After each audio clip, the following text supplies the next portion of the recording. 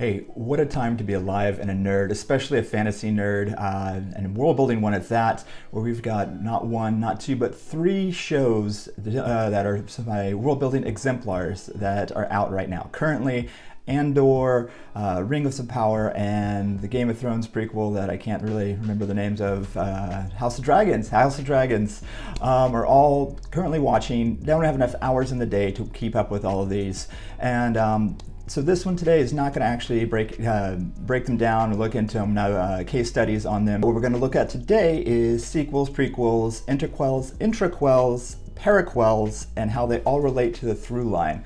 Hi, I'm Matt, and once a week I like to break down world building tricks, techniques, and tips. Not always in the week lately, but we're returning today to look at these and how they work together.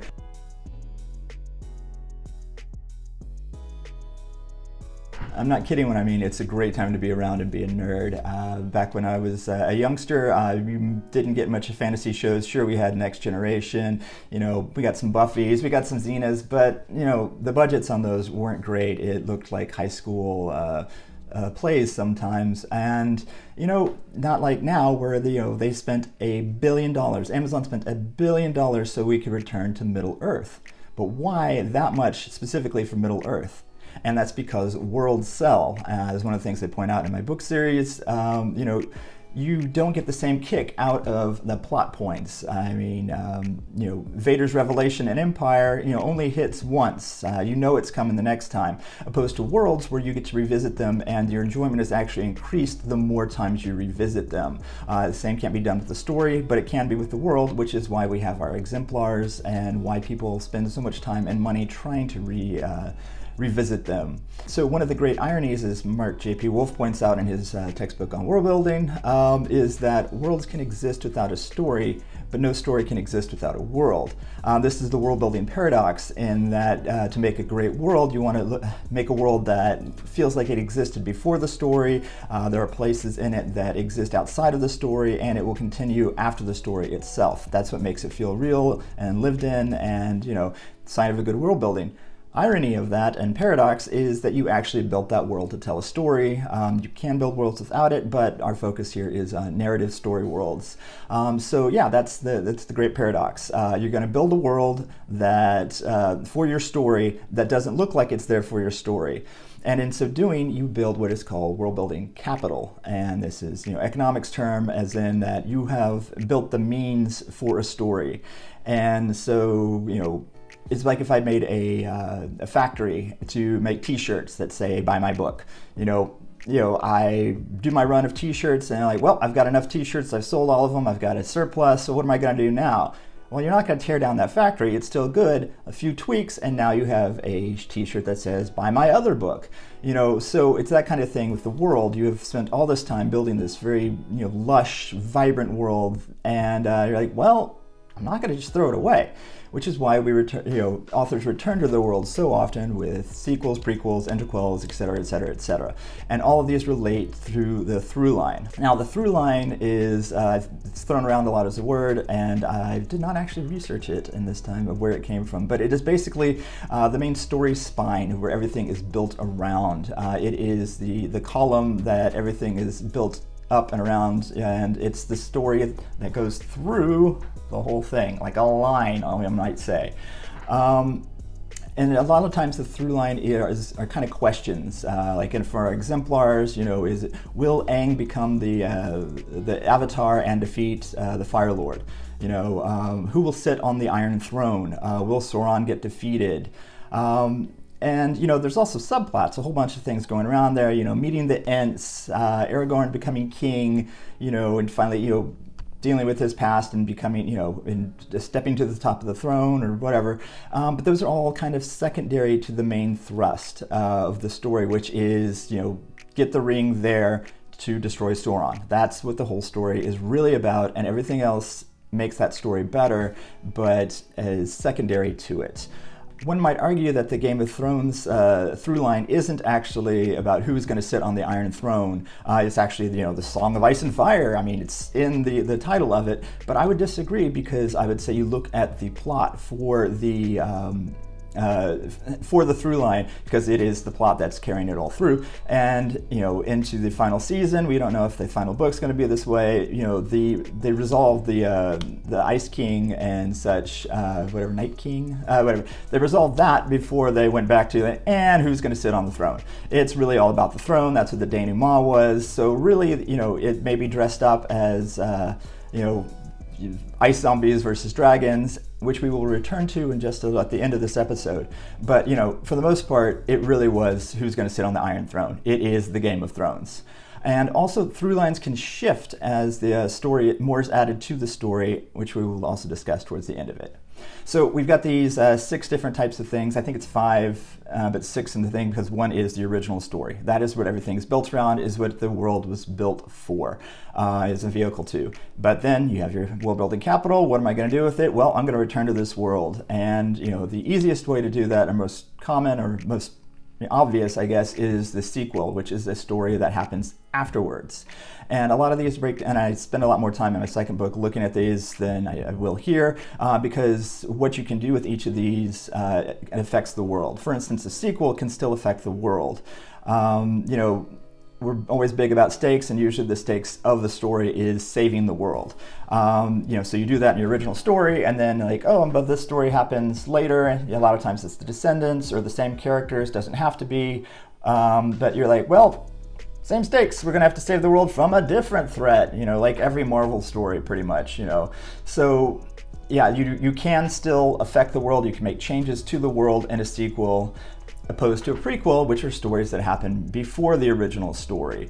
And these can't really affect the world because, that's the problem with prequels, is that what's going to happen in the future. So, The Hobbit is not really a great one because it came out before, but, in the Clone Wars stories that were added after the original Star Wars, they're not going to destroy the universe because, later there's the universe. The Empire is going to rise because we've seen what happens later. So obviously you can't bring the stakes of, are they going to destroy the universe, the world, or whatever, because we already know the world survives. So you get kind of curtailed in your prequels because the characters are going to survive, the world is going to survive, these things are going to be in the future. So that's why a lot of prequels are kind of explaining what the characters are doing beforehand. And and they don't always have to involve the same characters. A lot of times it's part of where did the rings come from? Though it's not a great one because then they spend a lot of time with existing characters. But, things that happened to establish the world before, Anyways, one of the other problems, and I deal with this more in the book with prequels, is that you want to cram everything that you do know from the subsequent or from the original series in. Like Han Solo, that story was all about we know from the originals that he shoots first, has Chewbacca, won the Millennium Falcon from Lando, and did the Kessel Run in parsecs, whatever. And then so, his own prequel movie comes around and we cram every single thing that is mentioned as kind of, as about him into this one episode. And that episode, as I point out, is pretty much a long weekend for him. So every defining moment of him happens in that one prequel, which is, something that everyone wants to do is let's explain everything. You don't always have to explain everything, but that's another story for another day. All right, now we're into the parts where it starts getting a little more confusing. An interquel, which is in between things. Hopefully I have my wonderful graphic up that I made a while back that I had forgotten about, but man, that's handy because I don't have to make another one. Anyways, they can say that things that happen between stuff. It's usually between two stories. For instance, if we wanted to know what Luke got up to between Empire and Jedi that allowed him to get all this power, if we spend a lot of time watching that, then okay, that's an interquel. But the other thing is that it's things that happen elsewhere in the world. As we said, a good world building is a world that feels like there's stuff going on outside of the story. And so these are those stories, other parts of the world that are not explored. Mandalorian, the Mando. Great example is then that it does hit the through line of Star Wars with the Jedis and the Skywalkers and stuff, but it's kind of off on its own. You can interweave with stuff, as is pointed out. You can have characters that exist in the original story that show up in it, but you don't need to. It can actually exist on its own somewhere else. these also, you can't change the world, you can't blow it up over there in this other story somewhere else, as long as the world is existing in the original series. So still a little less things you can do to the world itself. These are usually secondary kind of stories. Then there's the Intraquel, which is within a story, and these are harder ones to come up with examples for. It kind of was one in Lord of the Rings, the original series, where Gandalf's like, yeah, let's find the Balrog, and this is what we did. If they spent a whole story of something that happened within the story itself, that flashback is kind of an Intraquel. You have to use existing characters for these. You can't change anything, and it's just really to explain what the characters are doing, like that flashback itself. And then there's the Paraquel, which is the exact same story, just told from another character's perspective. Best examples of these are Ender's Game, all the subsequent novels, which annoyed the snot out of me with Bean, and this was what was really going on the whole time in that original story that you loved, but this was what was happening underneath it. So you have literally the same events. I think she did that with Twilight, where she told it from his perspective. And these right here can't change anything, because even the plot details are pretty much exactly the same, but you can add nuance to the original story, but you're really, really curtailed by that. And one of the other things, like, magic systems, is that they can, Interquels, Intraquels, sequels, they can often be multiple ones. Sequel and prequel is probably not exactly possible. But anyways, like Andor is, a prequel to the character Andor, but it's also kind of an Intraquel because it is off on its own. We have not seen any, or only on 4 episodes in, we have not seen any space samurai, psychic samurais with laser swords yet. So it's off the major through line of it. So it really is kind of in its own area. And people really like that. Same reason a lot of people really enjoy Mandalorian, but aren't really enjoying Book of Boba Fett, Book of Fett, or whatever it is. There's a different reasons, the writers and such involved, in my opinion. House of Dragon's kind of the same thing in that, yeah, it's a prequel, but there's no characters that are the same, and it really kind of feels like they're exploring more power stuff. It's a soap opera. It's the Succession, who's going to do that, rather than explaining, this is why the House of the Dragon fell. And opposed to the Ring of Power, which is like, these are how the rings are going to be made. And, they bring in some extra characters, but, Gadriel's doing this, and this is what Elrond Humbert, Enron, whatever he's doing, these are all the stuff they're doing, but there's other characters. And personally, those are the most interesting characters to me. I don't know their names. It's not my favorite world, not my favorite story. It's gorgeous, it's lush. But, I don't care how the rings got invented. I was happy with Lord of the Rings, and just that story itself. So yeah, and I am enjoying the other characters that don't show up. So this is interesting. This is new to me. So anyways, as I said, prequels are kind of stuck having to re-examine stuff, and Rings of Power is trying to do the World of Time system of who's going to be Sauron? You don't know. And if we know Sauron happens, and that's just a cheap trick, in my opinion. All right, let's think. Additional stories can change the through line. This is Star Wars is our best example. We look at the original trilogy. Perfect movies, in my opinion. Just as trilogies go, it's amazing. And, it's a through line about the fall of the Empire.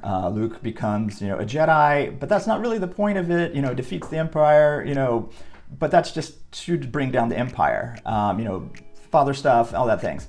But when you add the prequels to it, the prequel trilogy, then the through line kind of becomes the rise and fall of Anakin Skywalker, fall into Darth Vader, and redemption. So if you look at it, those 6 movies, very different through line. Luke is then just a part of Vader's story. It's just the last part of it, the last half of it, I guess. So then, we add the next trilogy onto it, and the through line becomes a lot murkier. It's about the fall of the Jedi and then return, but then fall again, and those were bad trilogy, so it mucks up the whole through line. Then if you think about, all of it, all the shows, the Clone Wars shows and Rebels, which by the way is a good Interquel, because it does involve the through line, and Ahsoka shows up, that kind of thing. But even then, she's not in the original trilogy, so it's off doing its own thing, and it can just focus on its own story. Pretty good. That was a side note.